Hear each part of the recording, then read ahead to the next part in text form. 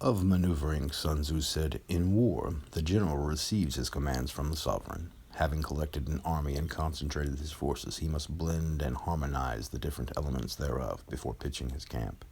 After that comes tactical maneuvering, than which there is nothing more difficult. The difficulty of tactical maneuvering consists in turning the devious into the direct, and misfortune into gain. Thus, to take a long and circuitous route, after enticing the enemy out of the way, and though starting after him, to contrive to reach the goal before him, shows knowledge of the artifice of deviation. Maneuvering with an army is advantageous, with an undisciplined multitude most dangerous. If you set a fully equipped army in march in order to snatch an advantage, the chances are that you will be too late. On the other hand, to detach a flying column for the purpose involves the sacrifice of its baggage and stores. Thus, if you order your men to roll up their buff coats and make forced marches without halting day or night, covering double the usual distance at a stretch, doing 100 li in order to wrest an advantage, the leaders of all three of your divisions will fall into the hands of the enemy. The stronger men will be in front, the jaded ones will fall behind, and on this plan only 1/10 of your army will reach its destination. If you march 50 li in order to outmaneuver the enemy, you will lose the leader of your first division, and only half your force will reach the goal.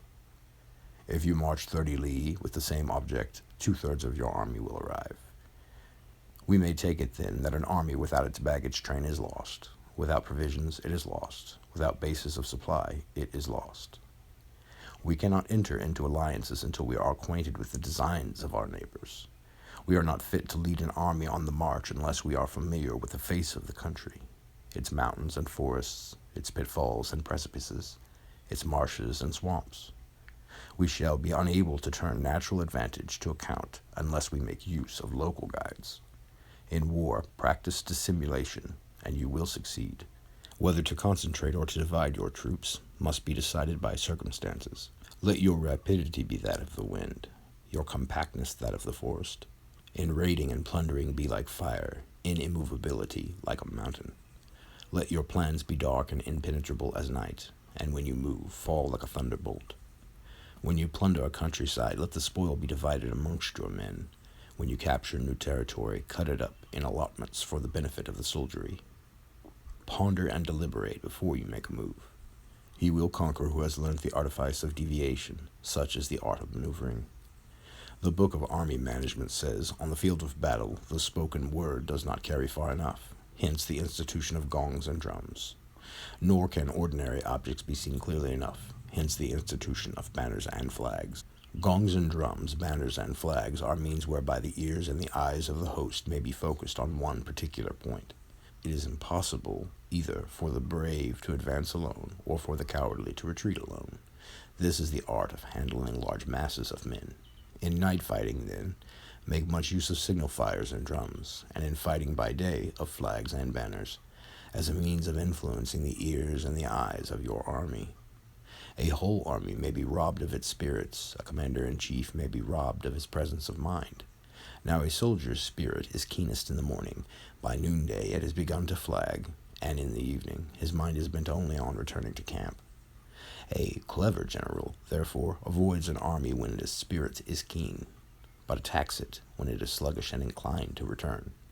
This is the art of studying moods. Disciplined and calm to await the appearance of disorder and hubbub amongst the enemy, this is the art of retaining self-possession. To be near the goal while the enemy is still far from it, to wait at ease while the enemy is toiling and struggling, to be well fed while the enemy is famished. This is the art of husbanding one's strength. To refrain from intercepting an enemy whose banners are in perfect order, to refrain from attacking an army drawn up in calm and confident array. This is the art of studying circumstances. It is a military axiom not to advance uphill against the enemy, nor to oppose him when he comes downhill.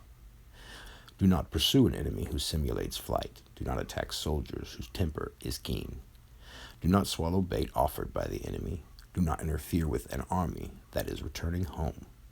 When you surround an army, leave an outlet free. Do not press a desperate foe too hard. Such is the art of warfare.